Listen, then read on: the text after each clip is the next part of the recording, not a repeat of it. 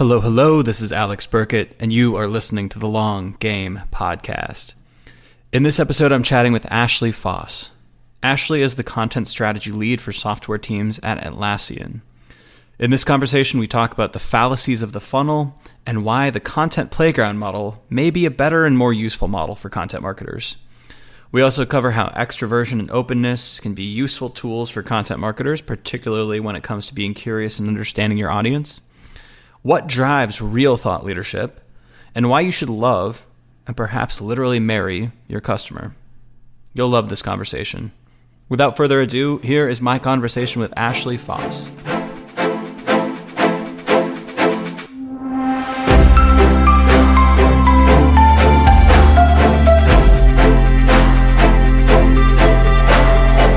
Are you from Texas? I saw on your LinkedIn that you went to school in Dallas. Yeah. I'm originally from Dallas. So I've been back in the Bay Area for about 10 years. But yeah, I am originally from Dallas. Do you miss Texas? No.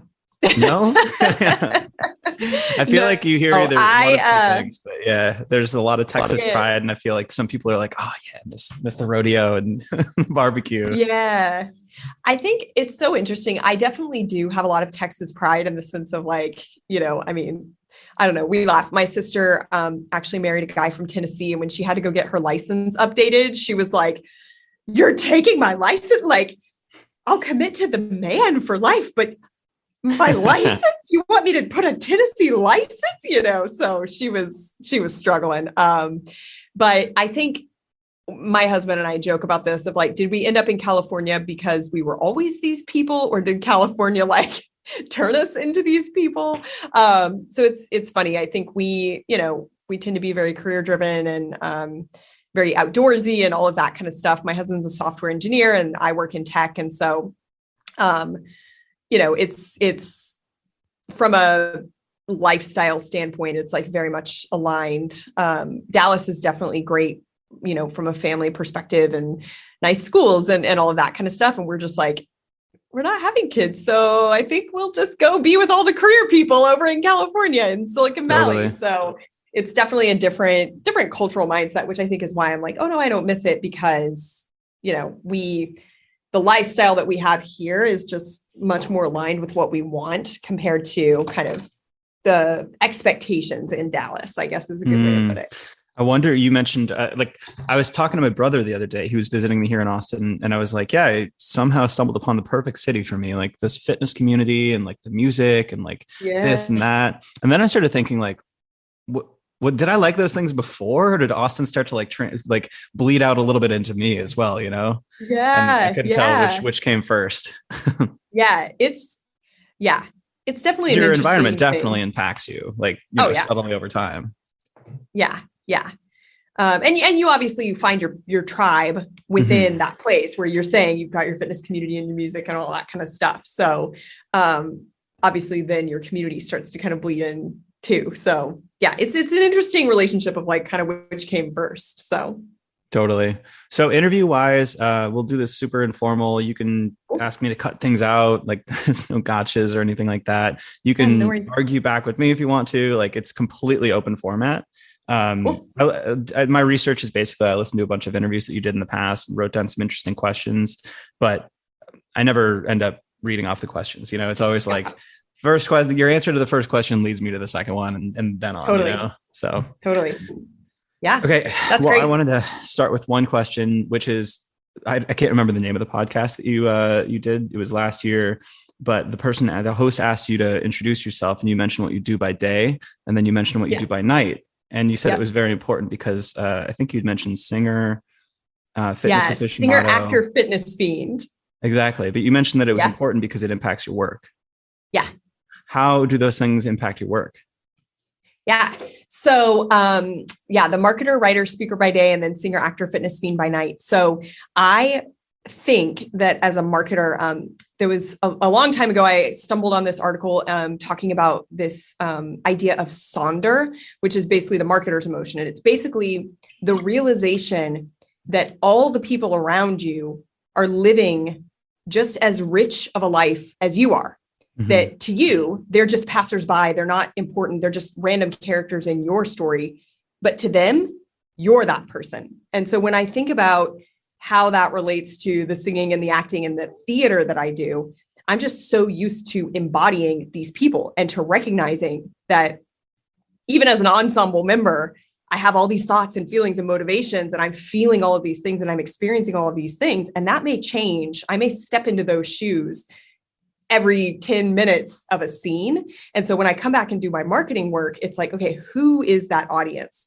What do they love? What do they care about? And so that ability to fully embody the audience and fall in love with the audience as a whole human is a huge intersection from a marketing standpoint. And then obviously, the more you grow in your career, you tend to do presentations, you tend to be hosting town halls or speaking on stage. And so even just like the lack of stage fright, it's really fun for me to walk on stage, has massive intersections to be able to pull from that theater and that performance background. So it's kind of twofold in terms of audience empathy, and then also just super tactically being able to walk on a stage and feel confident there. Well, I've heard you talk a lot about thought leadership before. So I feel like in particular, thought leadership, you're embodying somebody else's mind, or at least like when you're doing it for a team member, right? Like building somebody else's thought leadership up. You've got to sort of step into like what they believe, what their contrarian views are, like what their strong opinions are, and then also how they resonate with the audience. So is that like a particular facet of content marketing that you think these things have helped you with? Or, I mean, it's different than just straight SEO stuff, right? Which is a little bit more mechanical. Right. It's interesting. Whenever I work with people on thought leadership frequently, and because I work with a lot of engineers, whenever we sit down, they're like, yeah, okay, marketer, I'll just do whatever you tell me. Whatever you want me to say, I'll just say that. Whatever you want me to wear, I'll wear that. And I'm like, no. I don't have the answers. There's not a right way to do this, because the problem is if you're wearing a mask or you're putting on a facade or you're just regurgitating something that I tell you to say, it's not your own thoughts. You're not being authentic. You're not going to be credible. You're not going to be trustworthy, because it's very clear that you're putting on a mask. And so I think what you're saying about helping somebody else do thought leadership and being able to step into their shoes and empower them. In a lot of cases, I have skills that are complementary, but their thoughts are their own and their ideas are their own and their experiences are their own. And so it's really about how do I marry kind of the technical skills, to your point about writing or SEO or distribution or social media, with that stuff that is unique to them in terms of their ideas and how they speak and how they think and how they talk. And so, yeah, it's interesting. I don't really do, in the past, I have done, ghostwriting or being the voice of someone on social media. At this point now, I'm doing more kind of strategy or working sessions, but I do think it's a unique position to be able to fall in love with someone else's ideas the same way that I fall in love with my own ideas, and then use that care to help them unleash their ideas and present it in a way that feels authentic to them and resonates with the audience. To your point, I think, again, SEO, there's definitely, you want to infuse those articles with the expertise, but it's a lot easier to potentially outsource those types of things compared to the thought leadership. Yeah. So do you want to take a step back and like talk a little bit more about what you work on every day? Sure. You're the content strategy lead software teams at Atlassian. It sounds like you're working a lot with developers, a lot with engineers, and also aiming your marketing towards them, but fill me in with a little more detail. Yeah. So I work across Agile and DevOps topics. So I own a mix of microsites, newsletters, community spaces, social media handles, and we produce a ton of different types of content: video, long form articles, social media content, email content. We help with presentations, we work on demos, et cetera. So my team is responsible for the success of a lot of different types of things. Developers are a core audience for us, obviously being in that Agile and DevOps space. And then, in terms of being able to bring in that expertise, we get to work with a lot of internal and external subject matter experts to make sure that we're hitting all of the technical points and that we're really getting into the hearts and minds of developers to say, how do they work? What are their pain points? Obviously, as a marketer, I have different pain points. And so getting to know that audience, making sure that we're walking in their shoes as we're doing our content and strategy. All right. So I've got an easy question then. What's the secret to marketing to developers? The secret to marketing developers is marry one. So I joke, my spicy take, which at some point I'm going to write this article, is like, I married my customer and you should too.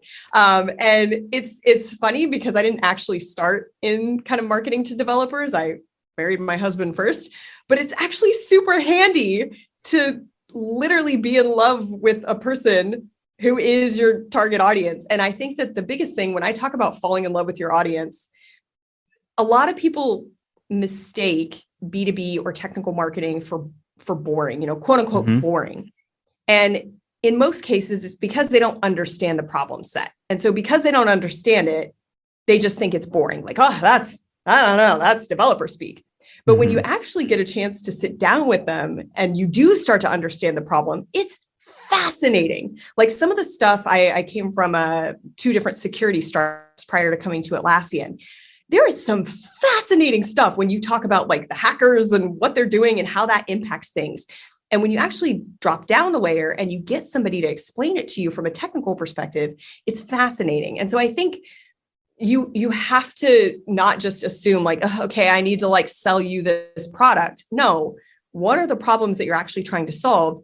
And where can I find some experiences? So a great example, I actually follow a couple of security hacker, white hat hackers on Twitter. And I learned that one of the things they do is whenever they're going to go do like a physical test to see if they can break into a building to install hardware on a computer, they get hired by a company to do this. They go on social media and they look for employees who are sharing first day of work pictures with their badges, because that basically gives them barcodes, what the badge is. They can start to figure out what the security system is. And they could see like, oh, is it on a lanyard? Okay, maybe these people are very serious about displaying your badge. Okay, that's going to be a problem. As a marketer, that's really good for me to know, to not go around taking pictures of people's badges and posting them online. And so you may be sitting there going, okay, but that's obvious. But is it, if you don't take the time to nerd out about this same type of stuff? So honestly, I think the secret is like nerd out about it and find the places where like, how does this work? Again, thinking about, prior to Atlassian, I was working for an infrastructure company. So at the time, before cloud ate the world, it was all perimeter security. And so understanding what was happening as people were basically building VPN tunnels to go under their firewalls so their employees could get in. And I was like, well, this is stupid. You have built all these underground tunnels directly into the heart of the city. And they're like, exactly.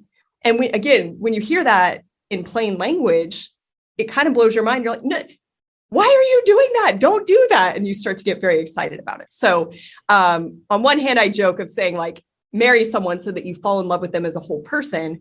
But what I mean by that is really dig into the problem and understand how that could have impact in your life or your work or your discipline.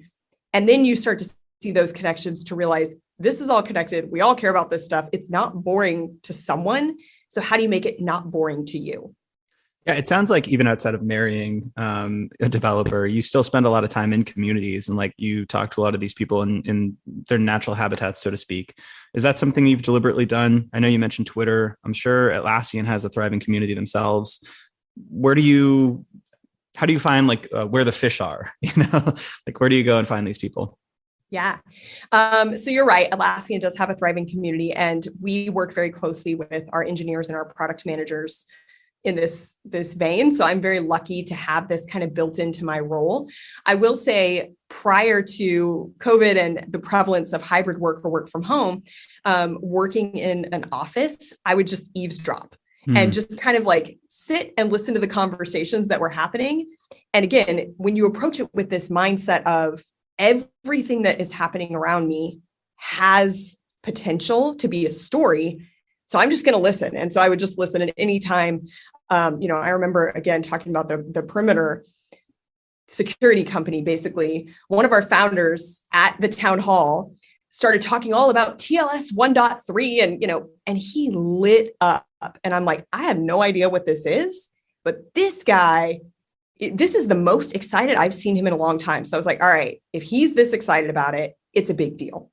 And so even just listening, like, where do the voices get raised in the office? Like, what are people getting heated about? When you walk by a conference room, what whiteboard is just like full of stuff?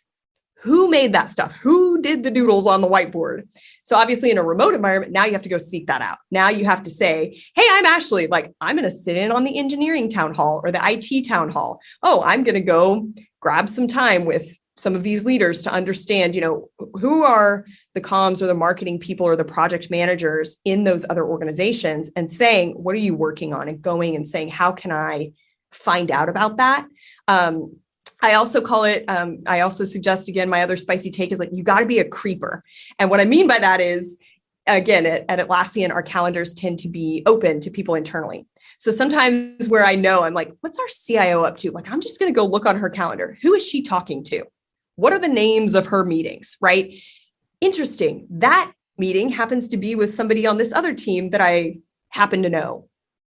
Why are they talking? What are they talking about, right? And you go and it turns out like, oh, actually, she's speaking at this thing, or we're launching this new initiative, right?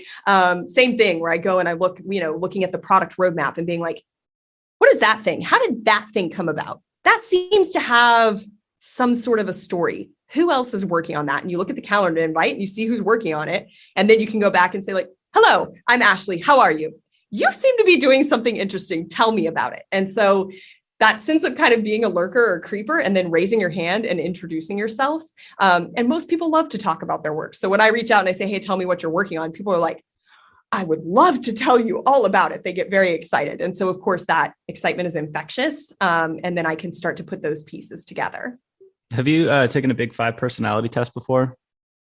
I've taken a number of them. I don't know what the Big Five are specifically. It's Ocean. It's the openness scale, conscientiousness, extroversion, agreeableness, and neuroticism.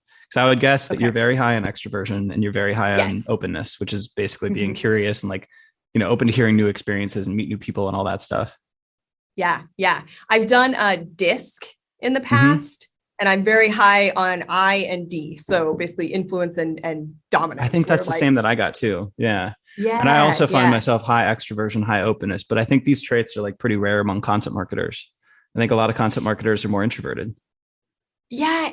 It's an interesting thing. I think that content marketing as kind of a discipline within marketing is going through a bit of a shift. I think in the past, it was almost kind of writers. Like the assumption was that content marketing is for writers. And I don't think that that is the case anymore. And it's funny, actually, I would call myself a capital M marketer and a lowercase w writer. Like I'm not just like compelled to put pen to paper, right? I don't necessarily love the craft of writing the way that I kind of love the craft and identify with the marketer. And so it's funny when you say that to somebody who is a capital W writer, they immediately are like, oh yeah, we are not the same, or you say that to somebody who's a capital M marketer and they might be a strong writer. They might write a lot, but if they're a capital M marketer, they're like, right. Okay. So I am not like a writer, and so it's kind of an interesting thing because I think content marketing has now expanded to be part of, I would call myself a full stack marketer or marketing generalist. And though I happen to do a lot in content marketing right now, I have done a lot of other disciplines within marketing. And so I think I have a much more integrated mindset than what a lot of content marketers are still kind of in the mindset of like, oh, it's long form content, it's SEO, or it's sales enablement potentially. And it's like, no, it's way more than that. You have to think about the channel mix, the distribution, the audience, the buyer journey, how that interacts both from learning versus kind of buying intent, like how do those two journeys intersect? And so it's just a completely different mindset than, okay, I'm here to write a blog post for SEO. It's like, no, that's the old school mindset about content marketing. So I think that may be where the perception comes from that writers are introverted. Writers write content, therefore content marketing equals writing. And it's like, actually, no, I think it's expanded a lot and is used as an umbrella for a lot of different types of skills and personalities. I totally agree. I think like you bring different strengths with those different personality traits too. Because like, I don't know if I would consider myself a writer. I like writing, but I don't geek out at all in terms of like the style and my grammar is probably horrible. I don't think I'm using M dashes correctly at all. But I just never cared about that. I cared more about the substance pushing forward. And similar to you, like I was very when I worked at CXL, that was like a pretty technical audience. It was all experimentation, analytics, data science kind of stuff. And my favorite part was going to the conferences and hearing like, people's ears perk up and like their voices raised during certain topics, like you mentioned, or emailing people and jumping on back then Skype calls. And those are things that I've worked with really good writers. I've hired really good writers who are afraid to jump on a call with an expert. It's like, it's the total opposite where I'm like, that's all I want to spend my time doing. And then just write as fast as possible. And then some other people are very into like just the perfecting that draft. So it's very interesting to see like different angles at kind of the same channel or the same problem you're working on. Yeah. I think it's interesting because I think I'm a fine writer. And I think for the most part, I do pretty well with grammar. Although I'm with you, I'm like this whole M dash versus hyphen situation. I don't know about that. I struggle. I do care. You need to have your serial comma. Like you can't be having a list with no comma. Like it needs a comma. So I do nerd out a little bit, but I think it's funny when you get with people who speak your same language and you kind of just start to see like you're both just escalating because you're so excited that you found your people, versus the people where you're like, yeah, I can hang with you. Like I 100% see the value of what you do and I respect your profession, but I can't go toe to toe of like, let's just go all the way down the rabbit hole, So it's a funny thing where I think, I've met some phenomenal writers. I've worked with some phenomenal writers in my career. And I'm always thrilled when I get to work with somebody where I'm like, okay, you're like capital W writer with my capital M marketer and your capital W writer. We can do some cool stuff. That's a superpower combo. You're obviously now content strategy lead, and you mentioned you did a lot of stuff before that was like outside of the bounds of just pure content writing. So did you come into this career like through the doors of content marketing and content writing, or did you start out differently? Or I guess like what drove you into a content strategy role? I think that I came into this role from a generalist background, primarily because I worked at much smaller companies in the past. So I had to do email. And when I first my first real marketing job, I was actually working in aviation and I was the marketing coordinator. They didn't have any marketers. I was the only person in my kind of discipline. And this was, 10, 15 years ago at this point. And so social media was like almost not even a thing. Anytime I was on my phone, they were like, oh, are you doing the Twitters? Well, there's no S and there's no the. Yes, I do social media, but I launched LinkedIn at that company. And at the time, again, people were just like, what is this thing? Like, we need private profiles. I'm like, guys, no, you wouldn't put a sheet over a billboard on the highway. Why would you put a sheet over your profile on the internet? So I was doing social media. I was doing event logistics. And oh gosh, I did event professionals. I don't understand how they do it. Like did you know you have to order the carpet and the pad that goes under the carpet at a booth?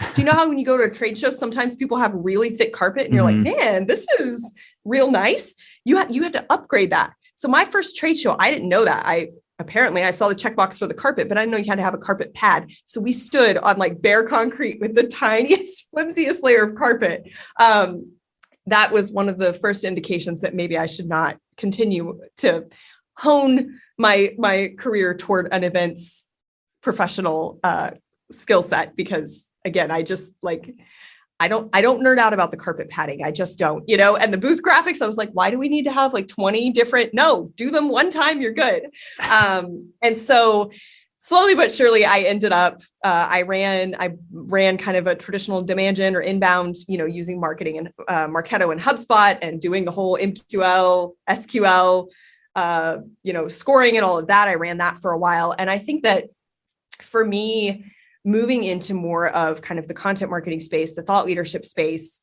and the intersection that has now in my current role with product marketing, it's always been getting closer to the humans behind the screen. And that's, I think, where for me, I would not necessarily call myself a content marketer, even though a lot of the deliverables and a lot of the things I measured on align with what that looks like today. But I tend to have a much broader mindset around how to distribute it, how to do research, where it intersects with the other disciplines within marketing. And so I would consider myself more of an integrated marketer who happens to have kind of some depth. If you're familiar with the T-shaped professional, Totally. I would probably say like, yes, I've kind of started to build that T shape in the content space and kind of social media content. But I kind of like to go across and make sure I don't get too far away from email or, product marketing or even inbound. Like, I've obviously changed my mindset a lot over the last decade or so on how that should work. I tend to be team ungate everything and let people raise their hand when they're ready to buy. But I kind of ended up in this career just because it was like, okay, the mix of skills and being as close to the humans behind the screen as possible, this tends to be a great way for me to do that. What else have you changed your mind about in inbound marketing? Oh man, we could go on a whole rant about this. So first of all, the ungating. So I, in the past, have used gated strategies and definitely kind of followed that.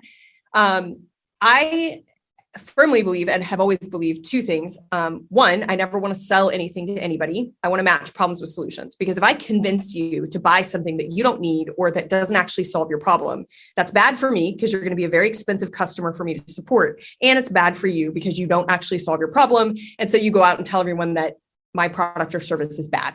The second thing is we're not tricking anyone into buying anything. And so that sense that like, oh, you need to sell them. And I'm like, you want me to trick someone into buying something? Like, no, I need to communicate in a way that explains the problems I solve with a deep understanding of the problems that they have and make sure there's a good fit.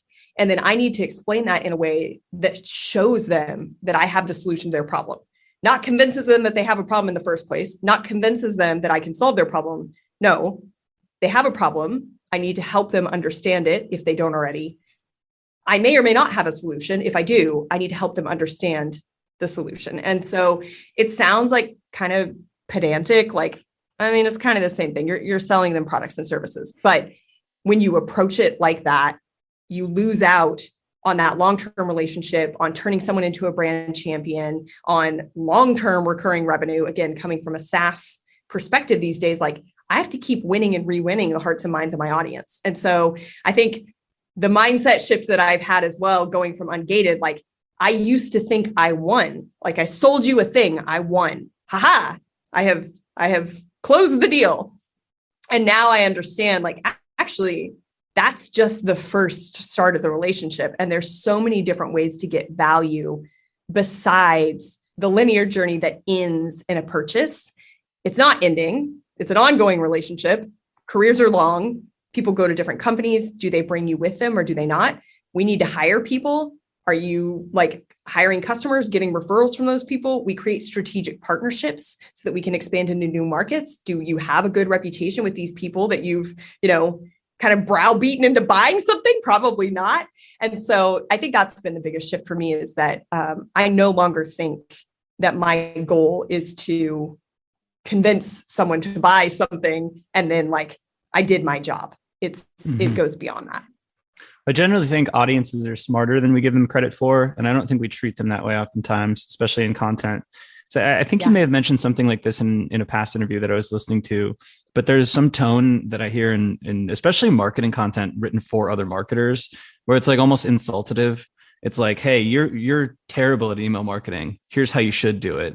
And they'll use subject or like headlines like that, like your content sucks. Here's how to fix it. And it's like, my content doesn't suck. Like that's pretty aggressive language. Or just like the constant breathless like demand that like you're missing the most important piece of the puzzle. It's like, if you're not doing this, your business is going to fail. Like that kind of language, I just feel like breeds a certain amount of distrust for me at this point. I don't know. It's like, It's like over the top. Yeah. It's so funny because if I quippily have a soundbite, it's, things like the funnel is dead, use a playground instead, right? Like that's the quippy soundbite. But the reality is that it's also nuanced. And so that's why I hesitate to say 100% you should ungate everything. I don't know why anybody's doing that. No, there is a place for this content. And depending on what your goals are, depending on who your audience is, depending on the maturity of the industry, the maturity of the product, the maturity of the organization. Like there's so many things. And so obviously it's no fun to have a conversation with somebody who just says it depends to every single question. Like at some point you got to take a position. At some point you got to stand by that position. But the further I get in my career, the more hard pressed I am to say, oh, I would never do this thing, or this thing is dead, right? Like even the other day, I just I posted this on LinkedIn talking about LinkedIn articles. So basically the very long form LinkedIn articles.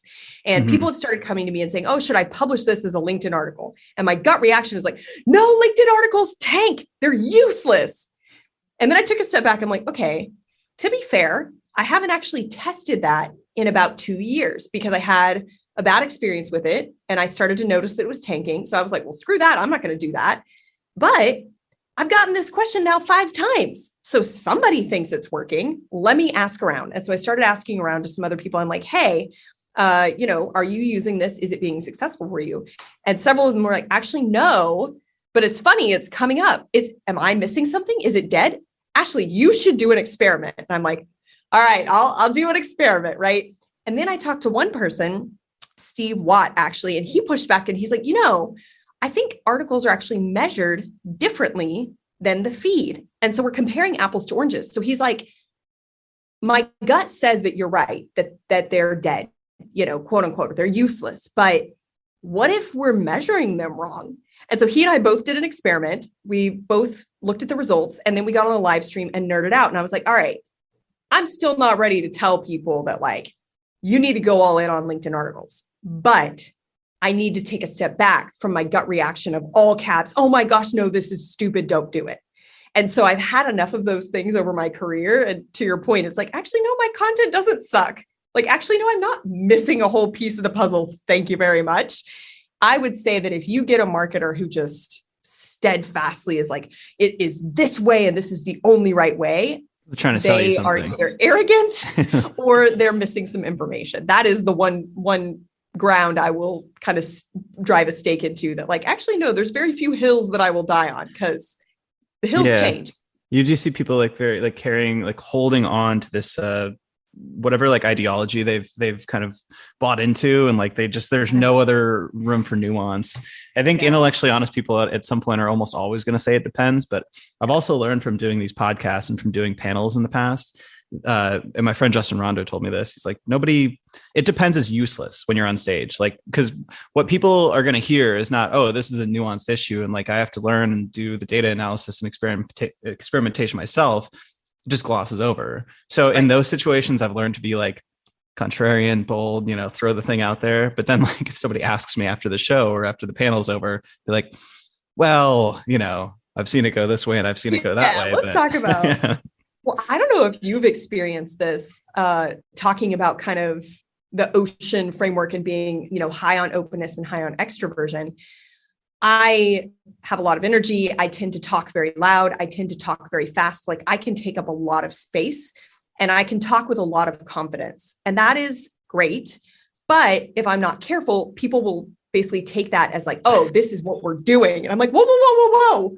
I was just giving an opinion, or I was just saying what I've seen in my experience, right? So it's funny because I'm with you on that I don't want to be mealy mouthed on stage. Like, I don't want to stand up there and be, well, you can, wait, if you could, no, but people came here to get an answer to their question, but I have to be careful to kind of caveat, this is the context that I bring to this example or to this mindset.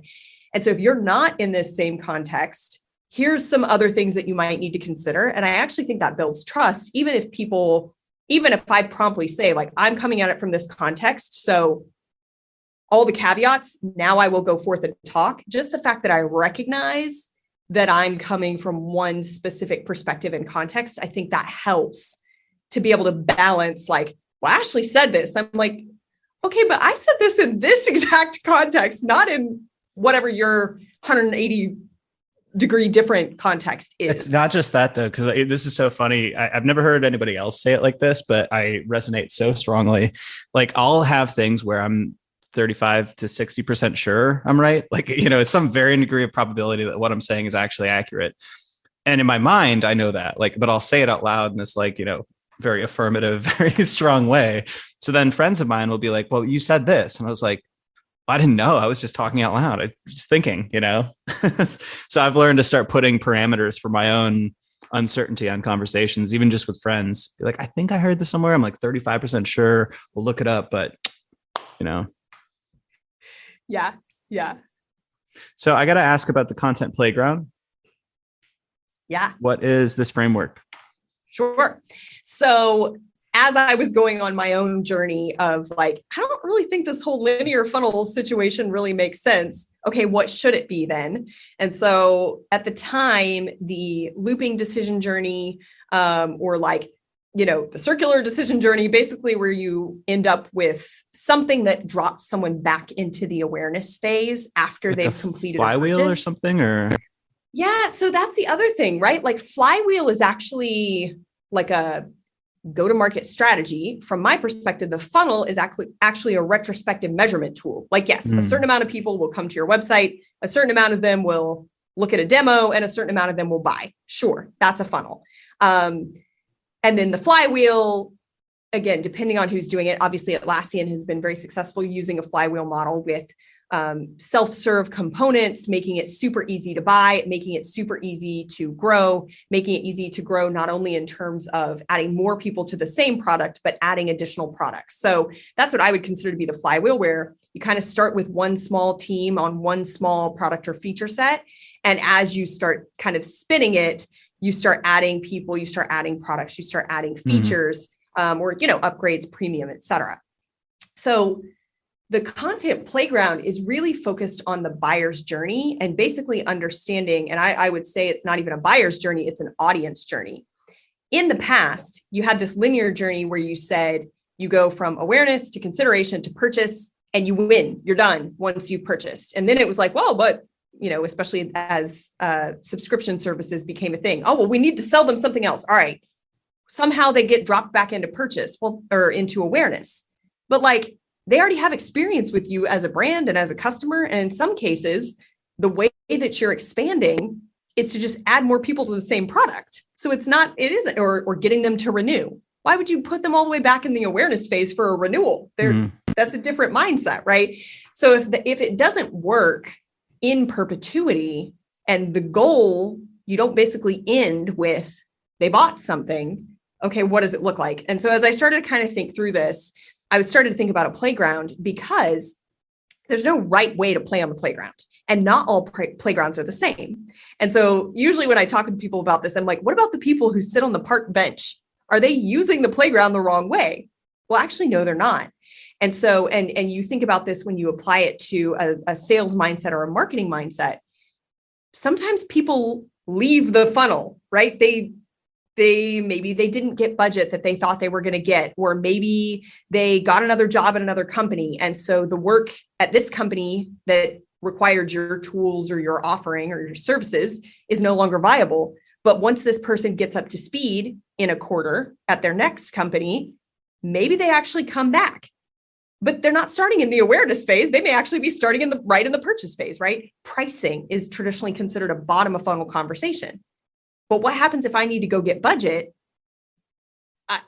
I can't even, I'm not going through considering your product when I don't even have budget. And so when you start to realize that, like, okay, the way we've been kind of thinking about this, it just doesn't work. So what does work? And so that's why I started thinking about the playground, is this mindset of seamless handoffs. Again, playground designers are smart. Like, they can entertain children for hours, for days.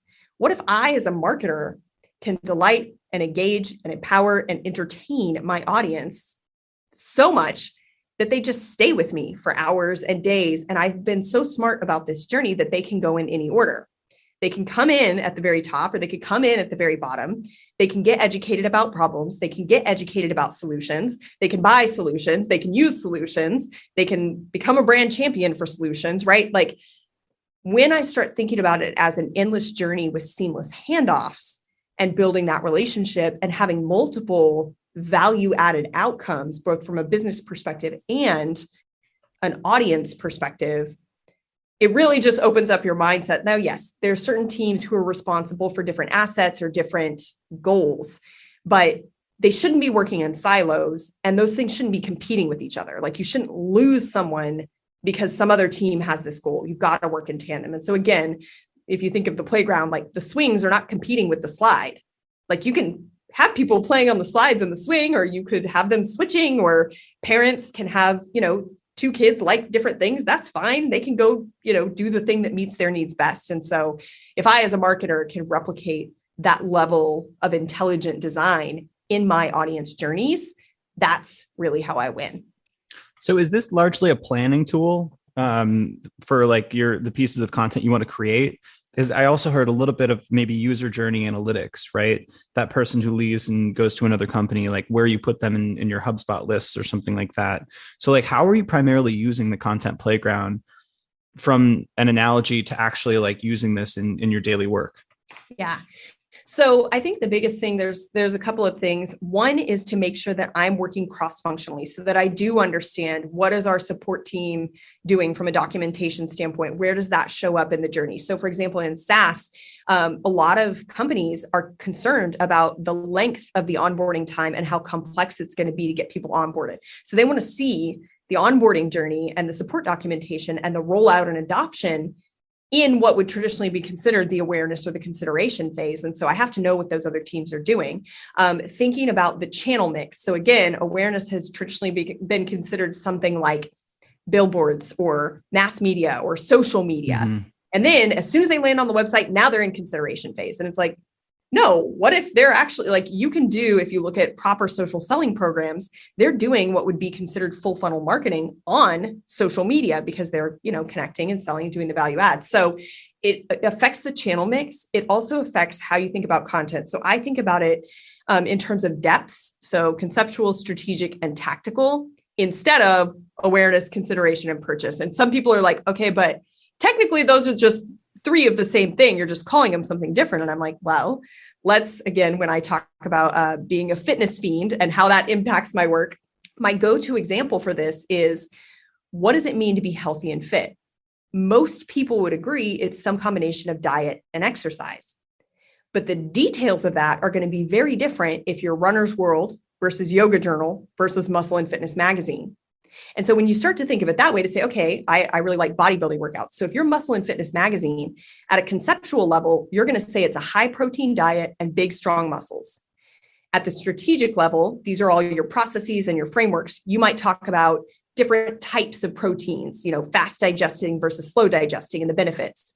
And you might talk about the value of compound lifts or having good form. And then at the tactical level, this is your nitty gritty. This is the stuff you're doing every day. You would say 5 recipes for chicken dinner or 10 tips to build bigger biceps. You'll notice that no matter where you land, it makes sense to go somewhere else. So if you land on 10 tips to build bigger biceps, and there's a paragraph in there that says, make sure you're getting your protein. And you're like, well, why do I need to have protein? Well, you can pop all the way back up to the conceptual level to understand why protein is important to building big, strong muscles. If you happen to come in and somebody told you, oh, you should probably eat some more protein if you want to be fit, you can start at that conceptual level and be like, actually, yes, I am bought in on this kind of bodybuilder mindset. How do I do it? You could drop all the way down to that tactical level and do your biceps.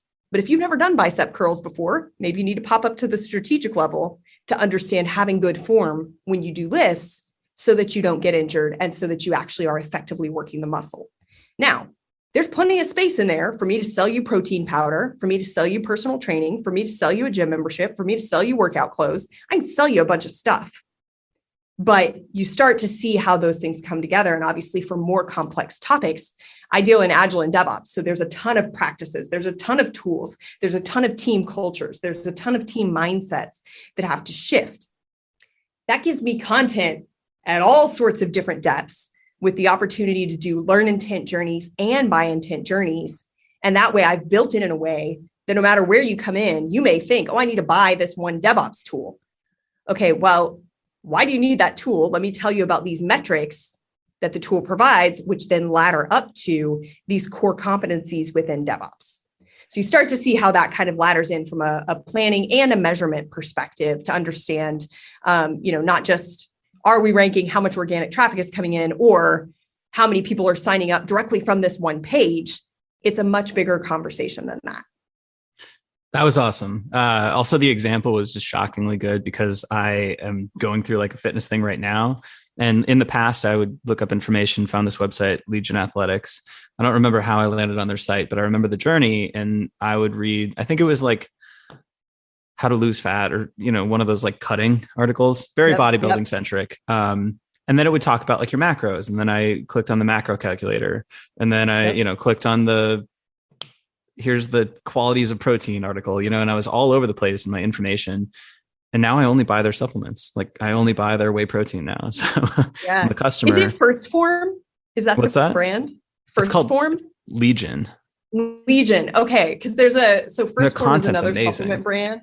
And they also they're like really big on like ambassadors and education. And they call themselves Legion of Boom. Oh, interesting. So that's why I'm like, is Legion? Wait, I was like, oh man. Are we nerding out about protein now? Because that's a whole other podcast topic, but yeah, basically now. Well, I wish we would have done like a 2-hour podcast now because there's so many more things I want to talk about. We're basically at time though. So I wanted to ask if you had anything you wanted to bring up that we didn't talk about yet. No, I think we covered a lot of ground. Nice. So in that case, where can people find you online?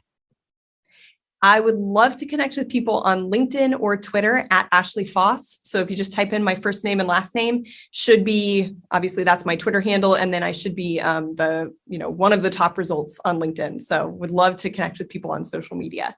Perfect. Thank you so much. This was super fun. Yeah.